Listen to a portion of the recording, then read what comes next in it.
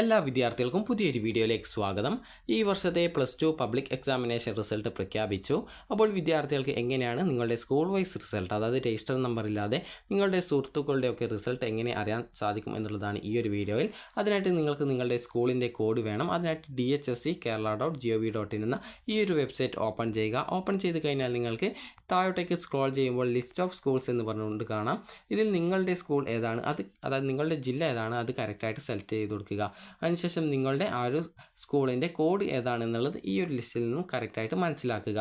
അതിനുശേഷം നിങ്ങൾക്ക് school code ഈ ഒരു ഭാഗത്ത് നൽകിയത് കാണാം. ഞാനിപ്പോൾ ജസ്റ്റ് സാമ്പിളായിട്ട് ആ ഒരു 05001 എന്നുള്ള ആ ഒരു സ്കൂൾ കോഡ് നൽകിക്കൊണ്ട് നിങ്ങൾക്ക് അത് കാണിച്ചു തരാം. അതിനുശേഷം നിങ്ങൾ സൈഡിലായിട്ട് ഇവിടെ ഒരു വീടിൻ്റെ പോലത്തെ ഒരു സിമ്പിൾ കാണാം, അത് നിങ്ങൾ ക്ലിക്ക് ചെയ്യുക. അപ്പോൾ നേരത്തെയുള്ള പേജിലേക്ക് പോകും.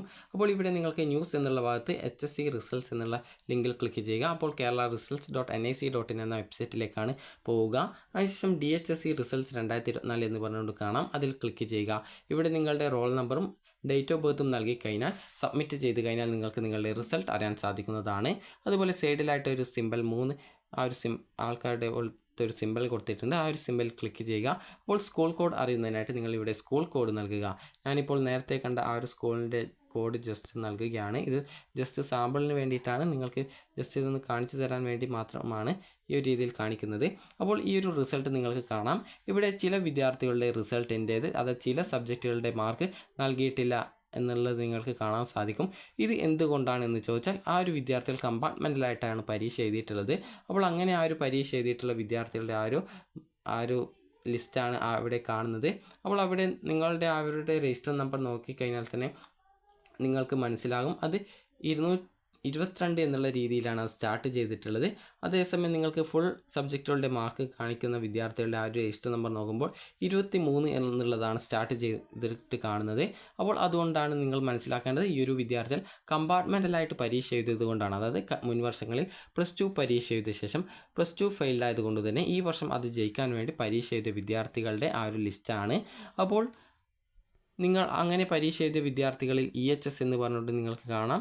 അപ്പോൾ EHS എന്ന് പറഞ്ഞുകൊണ്ട്, അതായത് നിങ്ങൾക്കൊരു വിദ്യാർത്ഥിയുടെ ആ ഒരു റിസൾട്ട് നോക്കുന്ന സമയത്ത് EHS എന്ന് പറഞ്ഞുകൊണ്ട് കാണാം, അതായത് NHS അല്ല EHS എന്ന് പറഞ്ഞുകൊണ്ട് കാണാം. ഈ ഒരു വിദ്യാർത്ഥി കമ്പാർട്ട്മെൻറ്റലായിട്ടാണ് പരീക്ഷ എഴുതിയതെങ്കിലും ആ ഒരു വിദ്യാർത്ഥി ജയിച്ചിട്ടുണ്ട്. അപ്പോൾ അതുകൊണ്ടാണ്, അതായത് എലിജിബിൾ ഫോർ ഹയർ സ്റ്റഡീസ് എന്നാണ് EHSൻ്റെ ഫുൾ ഫോം.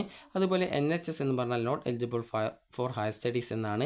അപ്പോൾ ഈ ഒരു രീതിയിൽ നിങ്ങൾക്ക് ആ ഒരു NHS അതുപോലെ തന്നെ EHS എന്ന് പറഞ്ഞുകൊണ്ട് കറക്റ്റായിട്ട് നൽകിയത് കാണാൻ സാധിക്കുന്നതാണ്. അപ്പോൾ NHS എന്ന് പറഞ്ഞാൽ not eligible for higher studies എന്നും EHS എന്ന് പറഞ്ഞാൽ അതായത് എലിജിബിൾ ഫോർ ഹയർ സ്റ്റഡീസ് എന്നുമാണ്. അപ്പോൾ EHS എന്ന് പറഞ്ഞാൽ ആ ഒരു വിദ്യാർത്ഥി പാസ്സായിട്ടുണ്ട്.